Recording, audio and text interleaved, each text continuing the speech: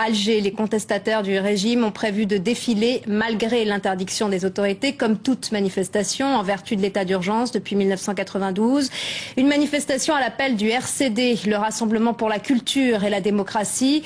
La police aurait encerclé le siège du parti pour empêcher la marche et il y aurait des blessés.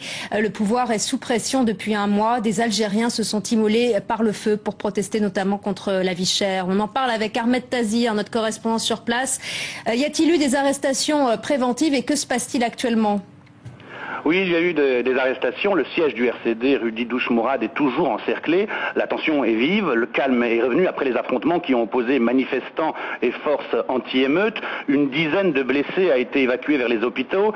Un député du RCD a été arrêté, puis libéré. D'autres manifestants ont été arrêtés et conduits au commissariat avoisinant.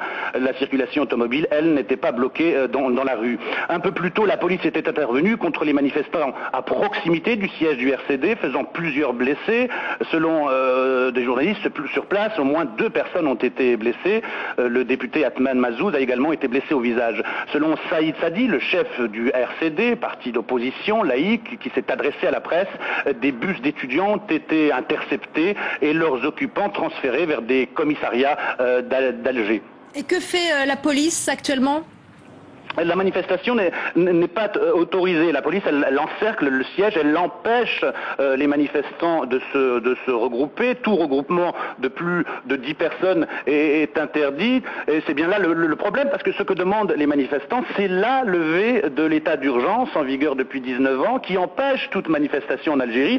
Les manifestants demandent aussi l'ouverture du champ audiovisuel et également les libérations des émeutiers arrêtés début janvier en Algérie. Problème, la manifestation n'est pas autorisée. Depuis quelques jours, des communiqués passés en boucle à la radio et à la télévision algérienne. Ils demandaient à la population de ne pas manifester, une manifestation qui est considérée par les autorités algériennes comme une provocation à laquelle il ne faudrait pas réagir. Merci Ahmed Tazir. Et puis on vient de l'apprendre, au Maroc, 2 hommes ont tenté de s'immoler par le feu, l'un au Sahara occidental et l'autre dans le cœur du pays. En Tunisie, 2e jour de deuil national et le long chemin vers la démocratie. Le pouvoir continue de jouer l'apaisement. Le Premier ministre Mohamed Ghannouchi s'est engagé à quitter la politique après la période de transition.